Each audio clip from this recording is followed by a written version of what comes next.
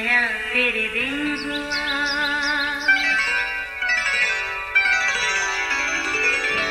नया फिर दिन हुआ, पुरानी रात का करे सो शुक्र हम खुदा की जात का, खुदा की जात का नया फिर दिन हुआ। आज की आयत। सो देख, जब हम इस मुल्क में आए तो तू सुर्ख रंग की सूत की इस डोरी को उस खिड़की में जिससे तूने हमें नीचे उतारा है बांध देना, और अपने बाप और माँ और भाइयों बल्कि अपने बाप के सारे घराने को अपने पास घर में जमा कर लेना। यशवा 2 बाब 18वीं आयत। अजीज़ों, काफ़ी देर से बच्चे चुपके कोई खेल खेल रहे थे। सोचा शोर शराबे से बेहतर खामोशी सही, पर कुछ देर के बाद देखा एक बच्चे को पकड़कर बाकी साथी उसकी खूब दुर्गत बना रहे थे। पूछा, बेटा क्यों इस बेचारे को मार रहे हो? बोले, आंटी ये हमारी जासूसी कर रहा था, पकड़ा गया है, इसलिए इसको अब सज़ा मिल रही है। ओह अच्छा, तो ये बात है। फिर मैंने सिफारिश कर दी, चलो बेटा इसे माफ़ कर दो। शुक्र है जासूस बच्चे की जल्द रिहाई होगी। खैर ये तो था एक खेल, मगर असल में जासूसी एक मुश्किल काम है जिसमें ख़तरे ही ख़तरे हैं, और फिर कभी कोई पकड़ा जाए तो और भी मुश्किल हालात। बावजूद इसके किसी भी जंग को जीतने के लिए जासूसी के इस मरहले से गुजरना ही पड़ता है। आगे बेचारे जासूस की किस्मत बच जाए या पकड़ा जाए। अजीज़ों, इसराइल कौम का नया लीडर यशवा नहायत दलेर इंसान था। उसे यकीन था कि कादर मुतलक खुदा उसके साथ है। आगे बढ़ने के लिए उसने रास्ते में यरू को फतह करना था। ये एक महफूज मुल्क था जिसके गिरदा गिर्द एक मजबूत दीवार थी, और उस शहर में दाखिल होने का और बाहर आने का सिर्फ एक ही रास्ता था। अब इसको फतह करने के लिए बड़ी हिकमत अमली की ज़रूरत थी। सो यशवा ने 2 मर्दों को इस मुल्क की जासूसी के लिए भेजा। चुनाचे वो रवाना हुए और नहायत होशियारी से अंदर दाखिल होकर एक कस्बी रहब नामी औरत के यहाँ गए। यरू के बादशाह को इन जासूसों की खबर मिली तो उसने उसे पैगाम भेजा कि तुम्हारे घर में जो 2 आदमी आए हैं उनको निकाल ला, क्योंकि वो हमारे मुल्क की जासूसी करने आए हैं। बात तो खतरे वाली थी, मगर न जाने क्या उसके मन में आया कि उसने उनको छुपा दिया और यूं कह दिया कि वो आए तो थे, मगर अब न जाने कहाँ चले गए हैं। शायद अंधेरा होते ही फाटक बंद होने से पहले ही निकल गए होंगे। अगर उनका पीछा किया जाए तो वो यकीनन मिल भी जाएंगे। असल में बात इसके बरअक्स थी। राहब चुपके से उन्हें छत पर ले गई और वहाँ पड़ी सन की लकड़ियों के नीचे छुपा दिया।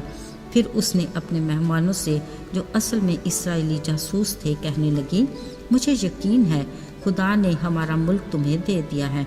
हमने ये भी सुना है कि तुम्हारे खुदा ने किस तरह तुम्हें मुल्क मिस्र से निकाला, तुम्हारे आगे बहरे कुलज़ुम को सुखा कर रास्ता बनाया और तुम्हारे मुकाबले में आए हर दुश्मन को शिकस्त दी। ये सब कुछ सुनकर हमारे तो दिल पिघल गए और तुम्हारा रोब हम पर छा गया। हम जान के हैं कि तुम्हारा खुदा ऊपर आसमान और नीचे ज़मीन पर फ़कत वही खुदा है, पर अब मेरे साथ कसम खाओ कि तुम मुझ पर और मेरे घराने पर मेहरबानी करोगे। इसके लिए मुझे कोई सच्चा निशान दो कि हमारी जानें बच जाए और हम महफूज रहें। अजीज़ों, ये तो वाकई उस कस्बी औरत की उनके लिए बड़ी मेहरबानी थी जिसने अपनी जान खतरे में डालकर उन्हें बचा लिया। सो उन्होंने उससे वादा किया कि उसकी इस मेहरबानी के बदले उससे ज़रूर वफादारी करेंगे।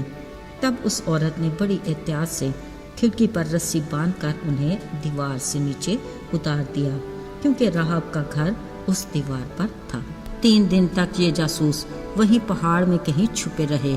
फिर जब खतरा टल गया तो अपनी राह ली। जाने से पहले उन्होंने राहब को ताकीद की कि इस खिड़की में सुर्ख रंग की सूत की डोरी बांध देना और अपने सारे घराने को अपने घर में इकट्ठा कर लेना।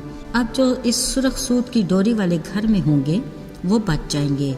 सो राहब ने वैसा ही किया जैसा इन जासूसों ने जाते वक्त उसे कहा था। अपनी लश्करगाह में पहुंचते ही उन जासूसों ने मुल्क के हाल के सारे वाक़यात के साथ राहब का किस्सा भी सुना दिया। اور بڑے یقین سے کہا کہ خدا نے ہمیں وہ ملک دے ہی دیا ہے۔ عزیز و کلام مقدس کے مطابق یشوع نے خدا کی رہنمائی میں بڑے ہی حیرت انگیز طریقے سے یریکو کو فتح کیا۔ یشوع کے حکم سے وہ دونوں جاسوس اپنے وعدے کے مطابق رہاب اور اس کے گھرانے کو سلامتی سے نکال کر لے آئے۔ پھر انہوں نے سارے شہر کو آگ سے پھونک دیا، فقط سونے، چاندی، پیتل اور لوہے کے برتنوں کو خداوند کے گھر کے خزانے میں داخل کر دیا۔ یوں یہ بڑا معرکہ کامیابی کے ساتھ اپنے اختتام کو پہنچا۔ بلا شبہ خدا یشوع کے ساتھ تھا اور اس سارے ملک میں اس کی شہرت پھیل گئی۔ عزیزو، یاد رہے جب لشکروں کا رب ساتھ ہو تو ہر جنگ، ہر مقابلے میں فتح یقینی ہے۔ دیکھا جائے تو ہم بھی ہر وقت حالت جنگ میں ہوتے ہیں، یعنی اپنی خواہشات کی جنگ۔ ہمارا مقابلہ ہمارے ازلی دشمن ابلیس سے رہتا ہے۔ ہمیں بھی اپنی ہر جنگ کے لیے خداوند سے صلاح کاری کی ضرورت ہے۔ علاوہ ازیں ہمارا ذہن بھی گویا ایک میدانی جنگ ہے۔